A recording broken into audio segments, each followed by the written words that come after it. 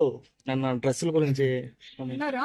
అవును దానిపైన డ్రెస్సెస్ అనేవి చాలా పర్సనల్.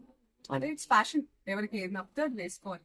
ఆయన దృష్టిలో ఆయన ఇన్సెక్యూరిటీ ఉన్నట్టుంది, ఆయన ఎలా కనిపిస్తాడు, అందుకే అలాంటి రెస్ట్రిక్షన్స్ అంతా ఉన్నట్టున్నాయి. ఎవరి ఇష్టం వాళ్ళది. ఇప్పుడు ఆయన చెప్పినంత మాత్రాన మనందరం వింటామా ఏంటి? అది వాళ్ళకే ఉంటుంది.